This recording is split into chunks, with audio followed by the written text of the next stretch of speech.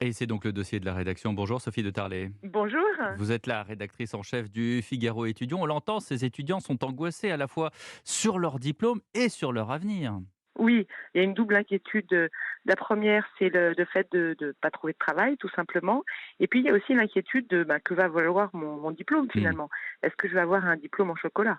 Moi, j'avais vu des études, et une en particulier m'avait frappée, c'était sur les bacs plus 5. Et même parmi cette population, 55% avaient trouvé un emploi contre 64% avant la crise sanitaire. C'est assez frappant de voir que tous les jeunes, finalement, sont frappés par cette crise, y compris les plus diplômés d'entre eux. Mais est-ce que l'angoisse est plus forte pour les étudiants qui font des écoles privées?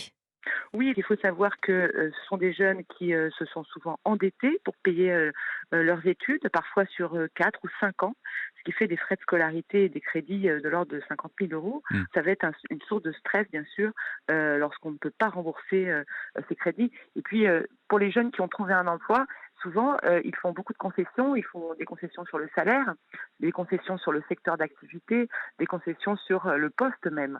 Donc, beaucoup de concessions et des jeunes qui n'avaient pas été Et, préparés finalement à ça. et quels secteurs sont les plus touchés? Bah, disons que les études montrent que finalement, ce sont les étudiants qui sortent des écoles d'ingénieurs qui sont les moins touchés par la crise.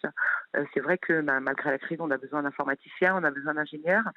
Par contre, ceux qui sortent des universités, quel que soit le secteur, mais aussi des écoles de commerce, des écoles bien sûr de design, les écoles d'art, les écoles d'événementiel, les écoles de théâtre, de cinéma, et j'en passe, bien sûr, eux sont évidemment beaucoup plus touchés Hmm. par la crise. Merci beaucoup Sophie de Tarlet d'avoir été notre invitée. Je rappelle que vous êtes rédactrice en chef du Figaro Étudiant.